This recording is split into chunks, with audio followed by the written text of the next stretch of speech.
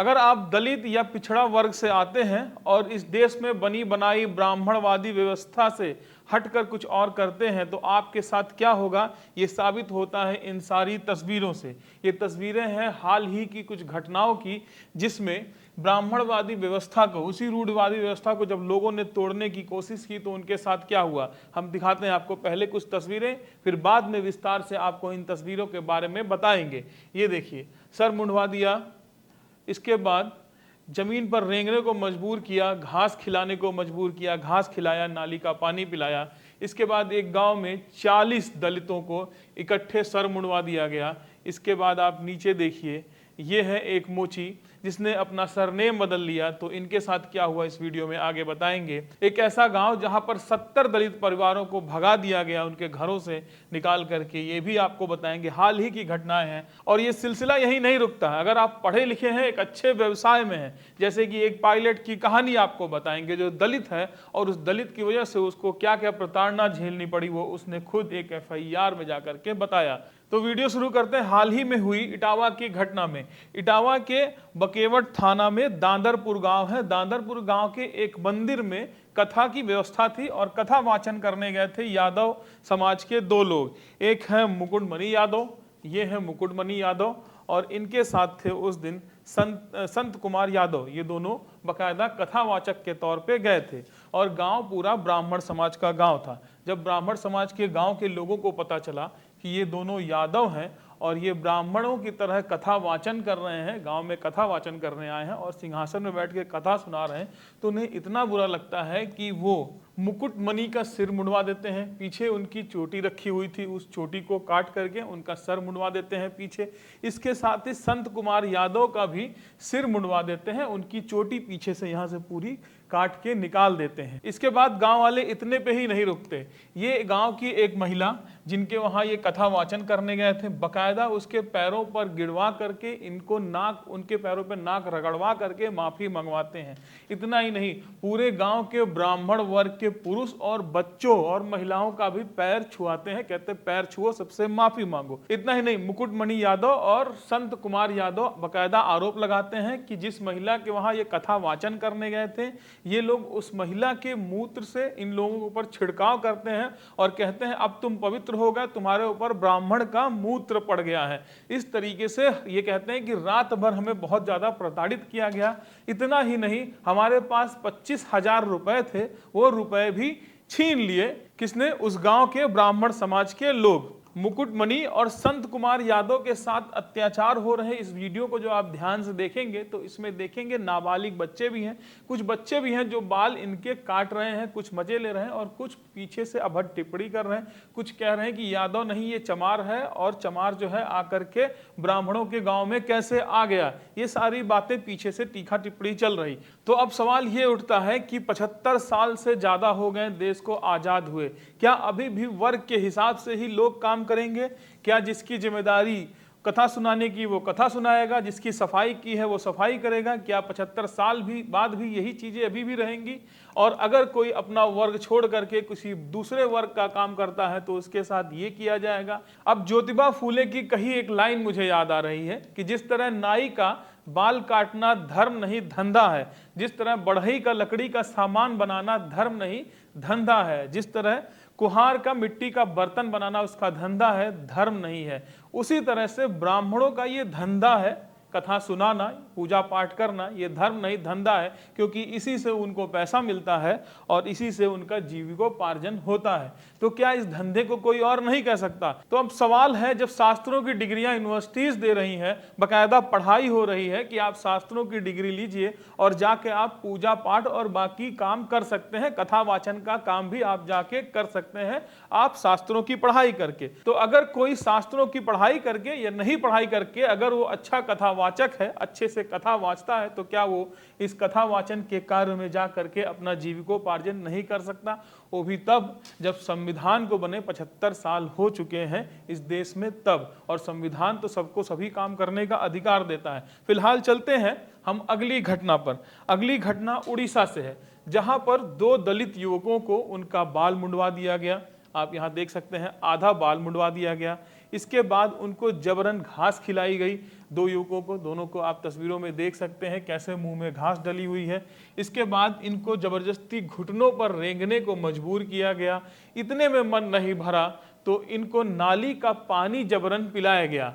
अब हम आपको आगे बताते हैं कि ऐसा क्यों हुआ। अब देखिए, उड़ीसा के सिंगीपुर गांव के बबुला नायक और बुल्लू नायक हरी, ये दोनों गंजाम जिला के खारीगुमा गांव से 2 गाय और 1 बछड़ा लेकर के जा रहे थे। इनके वहां इनकी लड़की की शादी थी और ये उसको दहेज में या जिसमें भी गाय जो है गिफ्ट करना चाह रहे थे। रास्ते में पड़ता है गंजम जिला का खरीगुमा गांव। खरीगुमा गांव में कुछ लोग इनको घेर लेते हैं, अपने आप को गौरक्षक बताते हैं, गौरक्षक दल के। गौरक्षक दल बहुत ज़्यादा पनप गए हैं भारत में, तो ये गौरक्षक दल के अपने आप को बताते हैं और इनसे कहते हैं तुम लोग गाय ले जा रहे हो काटने के लिए। ये बोलते नहीं, हम गाय काटने के लिए नहीं जाते और हम हिंदू हैं, हम जा रहे हैं अपने बहन को ये गाय देने दहेज में। इसके बाद वो गौरक्षक दल वाले इनसे कहते हैं 30,000 रुपए हमें निकाल कर दो। फिर जब ये दोनों युवक 30,000 रुपए देने से मना करते हैं तो वो इनके साथ वही कृत व्यवहार करते हैं जो मैंने पहले आपको बताया कि इनका आधा सिर मुंडवा देते हैं। इनके ऊपर आरोप लगाते हैं कि गाय को ले जा रहे हैं काटने के लिए और गांव वाले इकट्ठा करके इनका आधा सिर मुंडवा देते हैं, घास खिलाते हैं, नाली का पानी पिलाते हैं और जमीन पे ऐसे रगड़ रगड़ के चलने को मजबूर करते हैं। वो ये सारी खबर जो है, ये सारी वहां पर क्या घटनाएं हुई, ये सारी पुलिस ने कंसल्ट किया और 9 लोगों को गिरफ्तार कर लिया है इस मामले में। अब अगली खबर पे आते हैं। अगली खबर है मध्य प्रदेश के भिंड के उमरी थाना के पुरानी गढ़िया गांव की, जहां पर एक गांव में ब्राह्मणों ने दलितों को धमकी दिया बकायदा कि घर खाली कर दो नहीं तो अंजाम भुगतने के लिए तैयार रहो। इस धमकी से दलित इतना डर गए कि 70 दलित परिवार वहां से पलायन कर गए, गांव छोड़ करके भाग गए। इतनी बड़ी धमकी सी। देखिए, इसी गांव के ब्राह्मण समाज की एक नाबालिग लड़की का इसी गांव के दलित समाज के एक लड़के के ऊपर अपहरण करने का आरोप लगता है, जिसके बाद से ब्राह्मण समाज के लोग इस गांव के दलितों को यहां से भगाने लगते हैं और यहाँ के दलित भी डीसीएम और बाकी गाड़ियों में लाद लाद के अपना सामान लेकर के जाने लगते हैं। इतनी बुरी तरह से डराया जाता है। करीब 70 परिवार यहाँ से खाली करके चले जाते हैं। यहाँ तक कि कहा जाता है कि एक परिवार में फंक्शन था, बच्ची का एंगेजमेंट था उनके, लेकिन इतना ज्यादा डर का माहौल था कि उनको अपना एंगेजमेंट टाल करके दूसरे जगह जाकर के अपने रिश्तेदार के वहां बच्ची का एंगेजमेंट करना पड़ता है। फिलहाल इस मामले में पुलिस ने FIR दर्ज किया है कई लोगों पर और बकायदा कार्रवाई की है। वीडियो आप देखिए, पुलिस ने बकायदा वहां गई और उन लोगों को पकड़ा है, गिरफ्तार किया है जो धमका करके दलितों को इस गांव से निकाल रहे थे। लेकिन ये खबर हमने इसलिए रखी कि देखिए डर का कितना माहौल है कि अगर कोई सवर्ण वर्ग का धमकाता भी है कुछ लोग तो दलित डर से पूरा परिवार के साथ गाँव छोड़ करके भाग जाते, पूरा गाँव का गाँव खाली करा दिया जाता है। ये कौन अपने लोग हैं क्या? कौन है? ये लोग वीडियो बना, ये कौन है? ये लोग वीडियो बना, गाँव का कौन है? यही लोग बर्बाद है क्या सामान?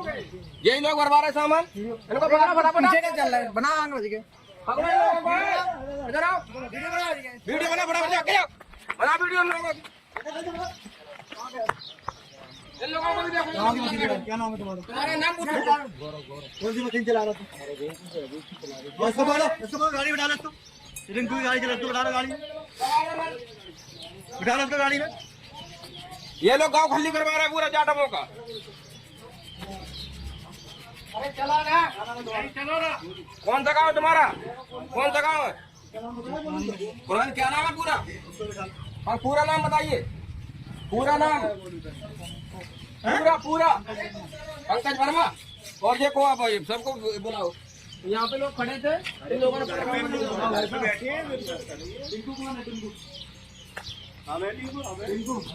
टिंकू शर्मा नहीं, टिंकू शर्मा तो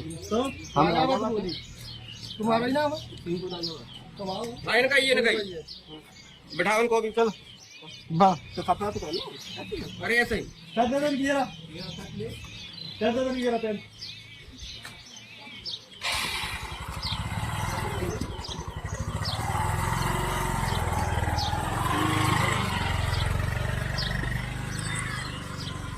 आप पूरा गांव खाली करवा रहे साहब। कौन? एक आपका नाम पूरे गांव ने लिया है, आपका नाम दरोगा जी को पूरे गांव ने लिया है। दादा ने मुझे बताया कि पूरा नाम आपका गांव ले रहा है। कौन दादाजी? अभी वहाँ पे बताया, पता चल जाएगा, आप चिंता मत करो। हाँ चलो सब लोग अच्छा, आप तो क्यों खल्ली खल्ली कर लाशें का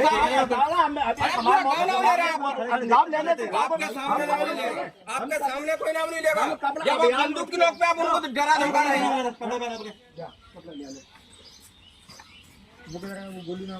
वो गोलू नाम का भाग गया। आगे की घटना देखते हैं। अब इस घटना में देखिए, ये है राम अवतार वर्मा।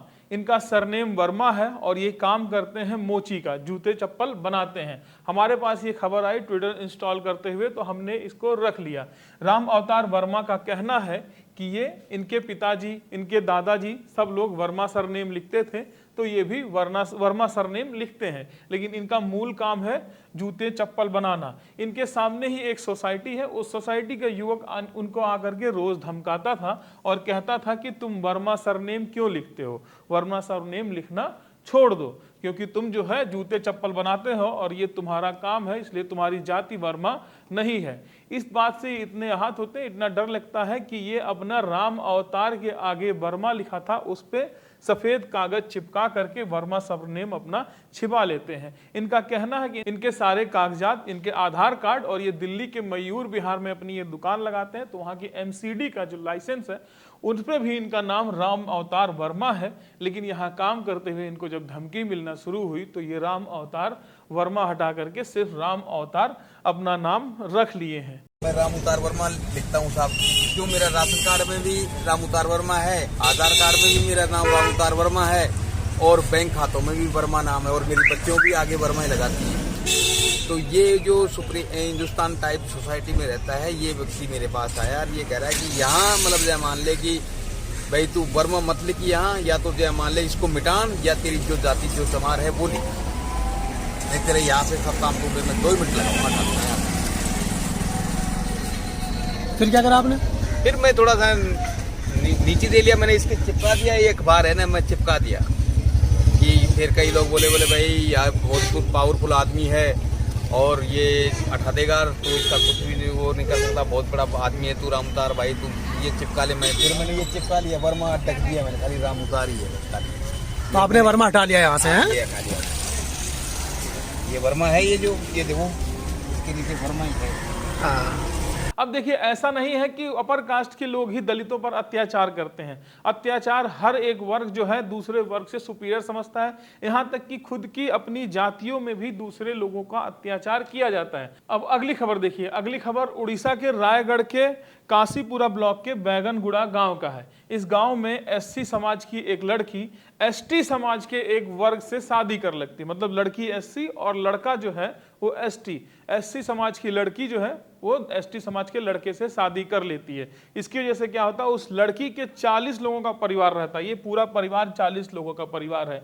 उस SC लड़की के 40 लोगों का परिवार को गांव से निकाला मिल जाता है कि तुमको गांव से बेदखल कर दिया गया। ये 4 लोगों को इनका पूरी तरह से बहिष्कार कर दिया जाता है। अब बहिष्कार खत्म करने के लिए गांव वाले मिलकर डिसीजन लेते हैं कि हम मंदिर पे बलि देंगे, बाकायदा पशु की बलि दी जाती है, और उसके बाद 40 लोगों का मुंडन करके शुद्धिकरण किया जाता है। मतलब भेदभाव जो है वो अपर और लोअर कास्ट हिंदुओं में नहीं है, भेदभाव तो जनजातियों में भी, मतलब SC और ST भी भेदभाव है, SC की जातियों में भी आपस में भेदभाव है कि तुम लोहार हो, तुम कुहार हो, तुम ऊपर हो, तुम नीचे हो, तुम पासी हो, तुम चमार हो, ये सारी चीजें हैं।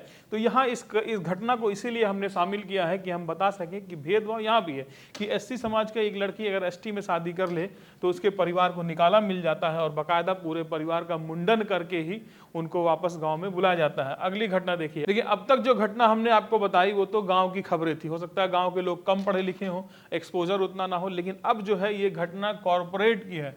वो ऐसी घटना जहां लाखों का पैकेज होता है, जहां करोड़ों का पैकेज होता है। कॉर्पोरेट के बड़े बड़े ऑफिसेस गुड़गांव में खुले हुए हैं, बड़ा एक्सपोजर है, बड़े पढ़े लिखे लोग हैं। ऐसी घटना है। एक पायलट है इंडिगो के, जिसने बाकायदा आरोप लगाया कि उनके 3 अधिकारियों ने उनको जाति सूचक शब्द से कई बार जो है अपमानित किया। इंडिगो के इस पायलट का कहना है कि मुझे बाकायदा बेंगलोर से गुड़गांव बुलाया गया और गुड़गांव के मेरे ऑफिस में 3 अधिकारियों ने बाकायदा एक बंद कमरे में मुझे जाति सूचक शब्द बोले और जाति के आधार पर मेरे साथ अभद्रता की। उन्होंने बोला कि तुम प्लेन उड़ाने लायक नहीं हो, जाओ जूते सिलो। उन्होंने मुझे इससे संबोधित किया, मेरी जात से संबोधित किया कि मेरा काम, मेरे पूर्वज जूते सिलने का काम करते थे। मैं एक छोटी जात से आता हूं जिसका काम जूते सिलने का, जूते का काम था। उस वर्ग से आता हूं, तो मुझे बार बार इस चीज से संबोधित किया गया कि तुम जूते सिलो जा करके, तुम्हारा ये काम नहीं। ये एक ट्रेनिंग पायलट थे, अभी ट्रेनिंग कर रहे थे। 35 वर्ष की इनकी उम्र है और बाकायदा ये आरोप लगाए हैं। अपने FIR में भी उन्होंने लिखा कि इनकी जाति के लिए, इनकी जाति को देख करके इनको प्रमोट नहीं किया गया, इनको यहाँ तक कि फ्लाइट को ऑपरेट भी नहीं करने दिया जाता था। ये सारी चीजें हैं। तो अभी जो हमने 6 कहानियां आपको बताई, इसमें से कई घटनाएं हैं जो सिर्फ एक दिन में घटनाएं घटी हैं। ये सारी घटनाएं एक दिन में, हालांकि 2 से 3 घटनाएं हमने पास्ट के 1 से 2 महीने में ली हैं, लेकिन ये घटनाएं जो है, ये ऐसा नहीं घटनाएं कि कहीं एक जगह होती, गाँव में होती है, शहर होती है, या सिर्फ एक दिन होती। ये घटनाएं हर जगह होती हैं और हर रोज होती हैं। हर जगह होती है और हर रोज होती है ये घटनाएं। संविधान को लिखे 75 साल बीत चुके हैं, लेकिन अभी भी हम उसी दुनिया में जी रहे हैं जहां पर जाति के आधार पर भेदभाव होता था, जहां पानी नहीं पीने था। ये सारी चीजें हमारे आपके समाज में इस तरह से बैठ गई हैं कि हम इससे निकल नहीं पा रहे हैं। अगर कोई अपनी जाति को छोड़ करके कुछ ऊंचा काम करना चाहता है, कुछ अलग काम करना चाहता है, तो उसको हमेशा इस तरह से टारगेट किया जाता है, इस तरह से उसको प्रताड़ित किया जाता है, सिर मुड़वा दिया जाता है, नाली का पानी पिलाया जाता है, मूत्र से छिड़काव करके शुद्धिकरण किया जाता है। हम इस सदी में अभी जी रहे हैं। भारत हमारा अभी यहाँ पर है। इसको आप सोच करके देखिए, और आप क्या सोचते हैं वो कमेंट बॉक्स खुला है, लिख करके हमें जरूर बताइएगा। नमस्कार।